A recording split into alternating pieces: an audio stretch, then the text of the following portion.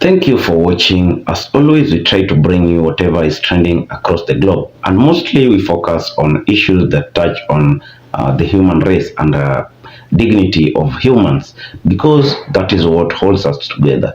If we live together in harmony with respect and nurture equality and equity, then the world would be in a situation that everyone will feel happy about the world, and things will just run smoothly as it should be. Now, I came across this video of Neil deGrasse, who was trying to speak about the potentiality of Africa and where Africa is going and headed to. Now, he says that Africa has big gap for growth and is going to rise to heights that are unimagined. And in the near future, it will be one of the best continents across the globe. Now, let's watch this and react to it in the end. This is going to be mostly for an African audience, right? Right. So, do you believe that Africans can become more prosperous in this century? Oh, but definitely. When I look over the history of, before 1910, the United States was kind of a backwoods farmland country. We had a couple of big cities, but they were kind of smelly and dirty, and they were not very sophisticated, not like London or Paris, for example. And the country was built within a century to become a leader in the world in science and technology, because there was values placed on research and engineering and math and the STEM fields. Okay. So, and that happened within a century. Before then, Europe basically led the world. All right. They embraced science and technology early. All right. The Industrial Revolution hit them first. And that fueled their power over the rest of the world. Okay. A lot of it was worked towards health and security and wealth, but the rest was like hegemony. Okay. That's how they chose to use their power of influence and wealth. You go back 1,000 years, the golden age of Islam out of Baghdad, with major advances in science and engineering, and astronomy and medicine. 2/3 of all, and navigation, 2/3 of all stars in the night sky that have names have Arabic names, traceable from that period. You go back thousands of years before that, you have Egypt as one of the greatest cultures civilizations has ever seen. The pyramids were the tallest structures, stable structures, to exist in this world until the Eiffel Tower. Okay? So, all I'm declaring here is no one country, no one region has eternal rights to leading the world. It's a combination of how enlightened is your leadership, what are the motivations for doing so, and they can easily happen within a century. Africa, with the resources that are built in just to the land and the people and the diversity, I don't see why Africa wouldn't lead the world for millennia to come. And so, yeah. And with the United States just looking from the sidelines, that's my read of history tells me nothing in principle will prevent that. Look what China did. It wasn't many decades ago before the stereotype of the Chinese peasant working in the field, that was kind of true. Okay. China decided we're going to redouble our interest in science and technology and engineering and math. And they sent their people abroad to get educated. Initially, they would stay. Then they came back. Now they educate their own people. Okay. They don't have to learn their science and engineering in other countries. They do it in-house in the country. China says we're going to put a person in orbit. Bada bing. They put a person in orbit. We're going to build a space station. Bada bing. So we're going to put people on the moon. That spooked us. We haven't been on the moon in 50 years. And all of a sudden, hey, let's put people on the moon. It's kind of the right time. Well, why is it the right? Oh, China is doing it. All right. So we're seeing a shift in science and technology to China. And so I don't see why things can't shift to Africa. Wonderful. Well, thank you so much. Even. Okay. Thank you so much. Now, there is hope in Africa, and the hope might be even bigger than expected. Why do I say that the hope might be even bigger than expected?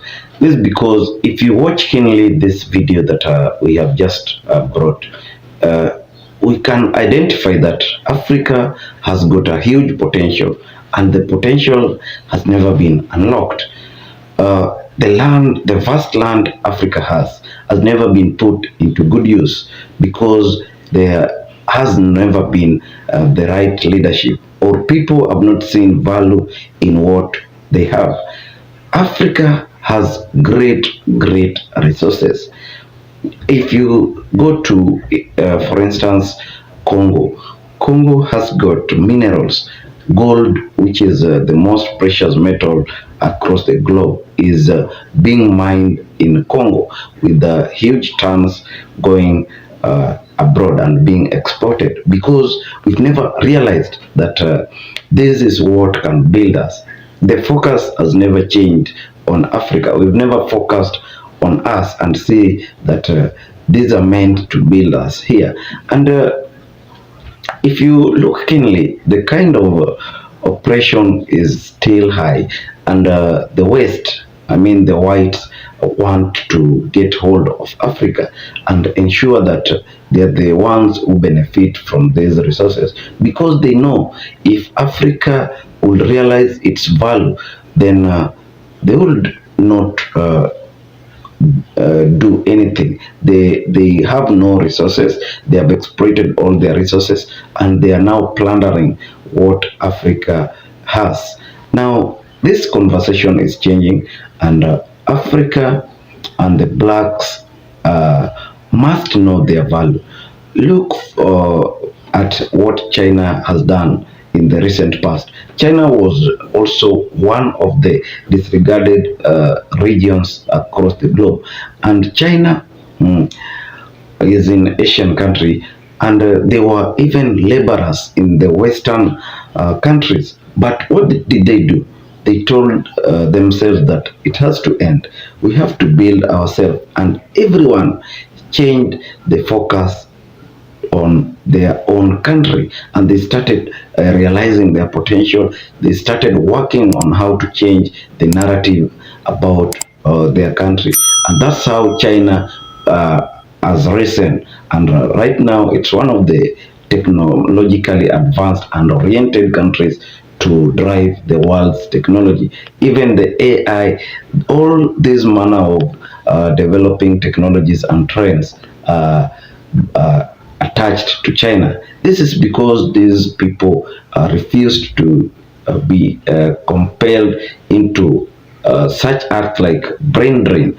Brain drain is one of the factors also affecting Africa because if you find good grades in Africa, you'll be preferred to study abroad in the UK, in the US, and every country that feels that they have developed enough. So this is a conversation that should be taken seriously, and Africa and the people, more so the leaders, we should tell the leaders that this is the time they should show us direction. We need to develop. There's no need to stagnate us for this long. We are awakened. In fact, right now we see value in us. We've never had these conversations before. We have never had a situation whereby we see where the problem is. But now that we have realized where the problem is, why don't we take the mantle and change all these narratives about Africa? Africa is going to be great. I'm very hopeful that Africa will be one of the greatest continents, as Neil DeGrasse quotes that. Now, today I felt so much happy about this video because it inspires me. It inspires something within me, and I feel like waking up and telling the people that no, we are the greatest of all. We are the best of all, and we can go far and even surpass all those who have seen us as lesser humans. In fact, some even call us monkeys, which is disheartening. Now, thank you for watching. I want you to tell me what you think about this video. Now, just hit our comment section and tell me, do you feel that Africa has woken up and it will move steps ahead of the other continents? Now, also, do not forget to subscribe, like, and share our video. The more you subscribe, the more we get motivated to bring to you such topics that are trending. Now, thank you, and may God bless you.